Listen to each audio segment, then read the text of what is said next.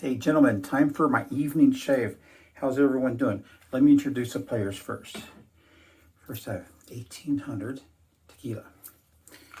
And tequila is a funny,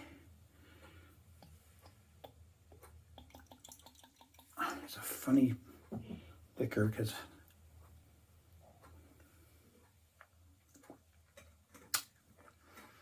you can just barely taste it when it's at the front of your mouth. But then when you swallow it, that's where all the flavor just happens right there. The next player is going to be New Belgium 1554. This is like an amber beer, basically. And I had one a little while ago. It tasted kind of salty to me. Let's see what this one tastes like.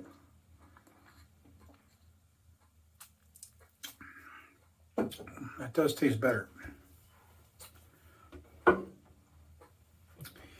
And the final is I need to get a knife to open this one up.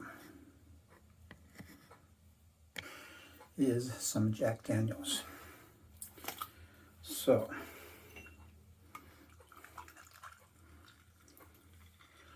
just a little snort.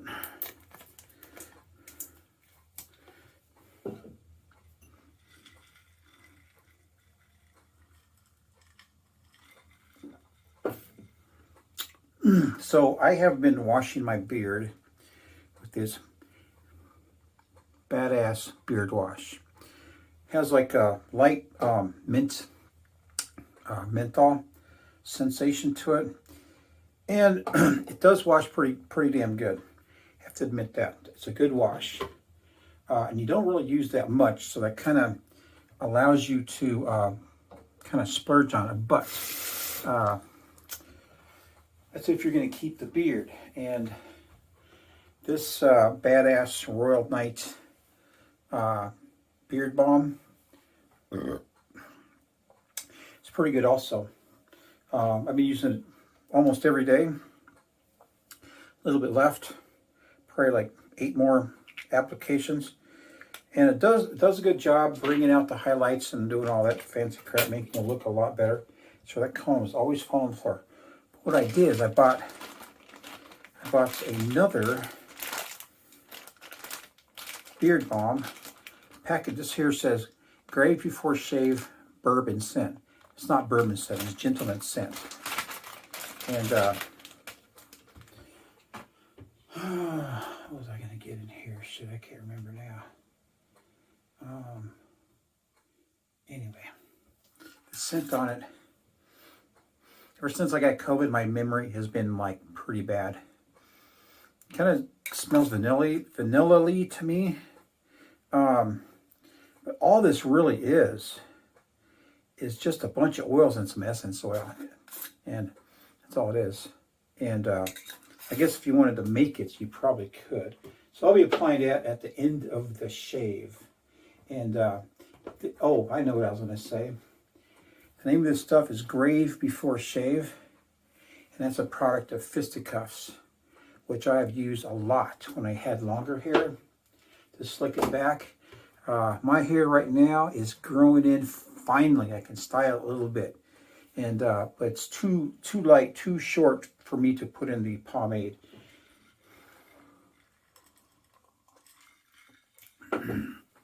My shave today is going to be with the fine accoutrements. This is the Italian citrus.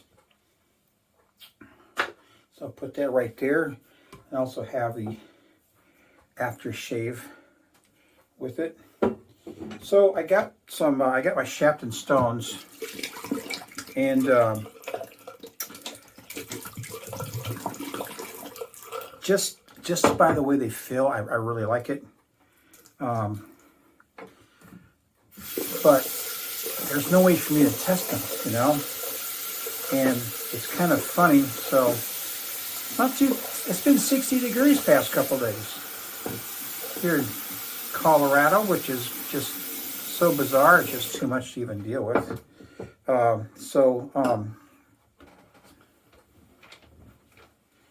what I did is I honed 2 more razors.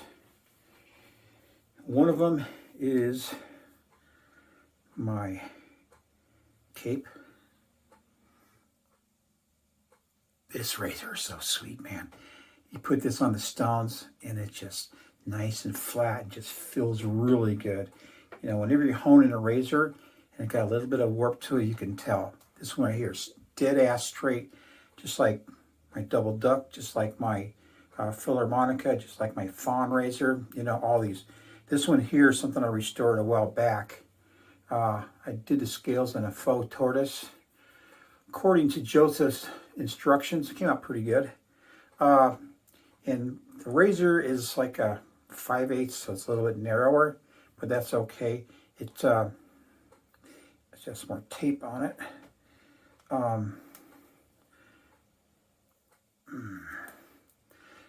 It took to the polishing like really nice, really nice. It's my fingerprints on there, but so you know, like I did this one too. So I'll be test shaving both these razors. So other than that, things are going okay. My foot, every day my foot will hurt in a different place. It's really annoying too. It just pisses me off. It's starting to affect, you know, a lot of things in my life. But anyway, so I'm kind of a history buff. Lately I've been looking at well, I did look at a bunch of Vietnam, and you know, people are putting out some really cool videos, and there's some really good stuff out there about Vietnam. And but lately I've been looking at the Nazis and the Holocaust and all these different things, and it's just amazing. It's just amazing to me that someone can be that fucking evil. I'm talking about Hitler, of course. And for those of you who don't know anything about it, here's a quick history lesson.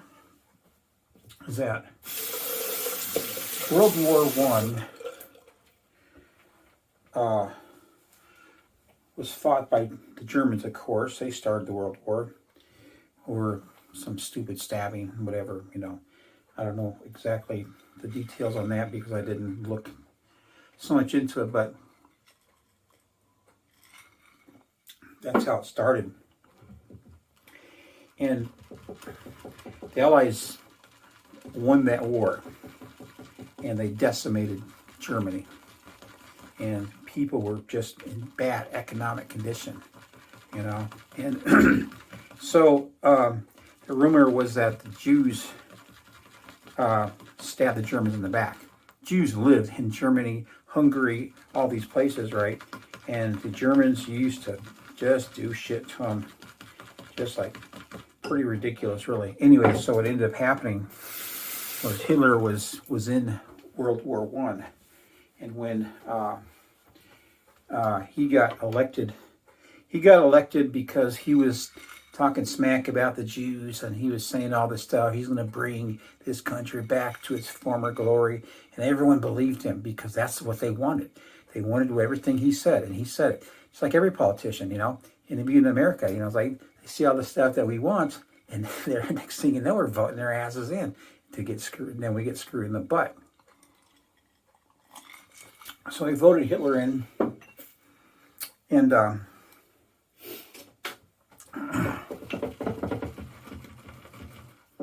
nice lather. They voted Hitler in, and Hitler decided to go to war and do all this. He killed millions and millions of Jews, just an absolute incredible amount of people he killed. And he was pretty evil, and they had a lot of officers, a lot of people under these officers worked in the concentration camps who were just fucking evil. They used to torture people. They used to sick their fucking German shepherds on them and have them ripped apart. Just mind-boggling, really, you know what I mean? I mean, like the fucking cruelty. And, you know, it blows me away that not one person in the German population looked at it and said, you know what, This is a crazy motherfucker. And wipe the son of a bitch out. You know, shoot him, you know. We're going to take anything. Love the scent on this. Italian citrus. So anyway, it is amazing though that no one fucking blew his brains out, you know, because he fucked up. You know, you see what he did to Europe. He just, everyone is involved. Just fucking wiped them out. Just way too much. So, but that's the thing with war is that, you know, you have to prepare like a generation ahead or something to do certain things.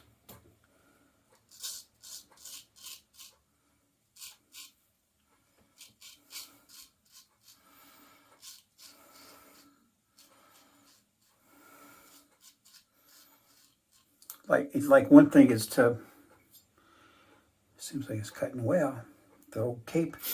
One thing is to like get your young men and basically hype them up. You know what I mean? Hype them up and get them in the war and just get them trained and get them in, turn them into young soldiers. You know, even from very young.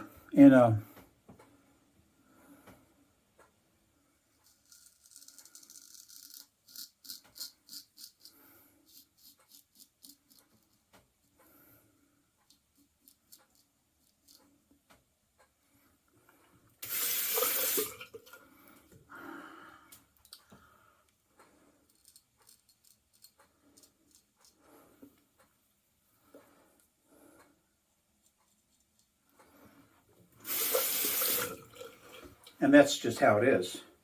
And if you look at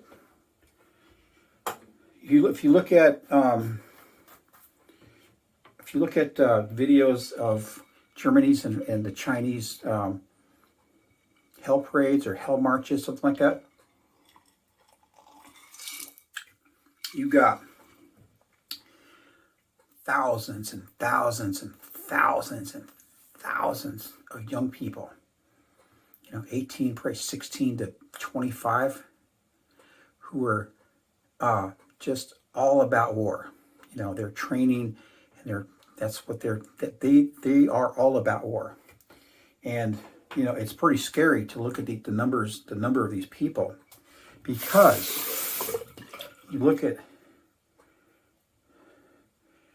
America's youth, and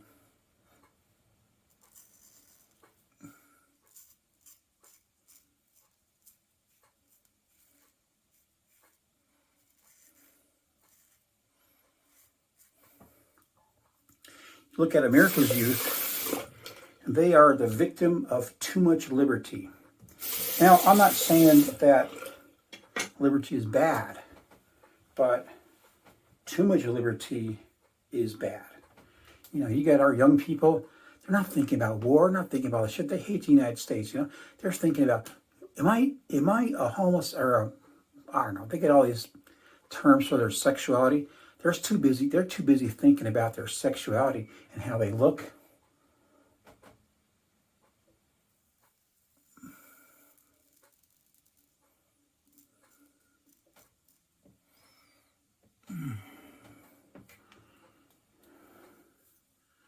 It's cutting superbly, man.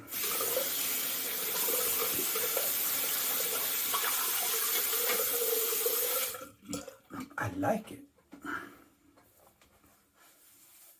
And it's too bad we have to think about war, but, you know, why is our military here? Our military here is to protect this country. If you got young people that absolutely refuse, and what do they think is going to happen? Seriously, you know, what do they think is going to happen? You know,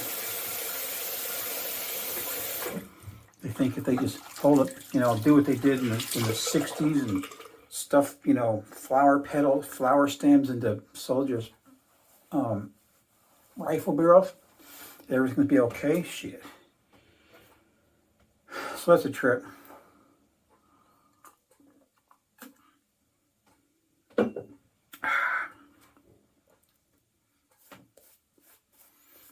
Shut up and shave.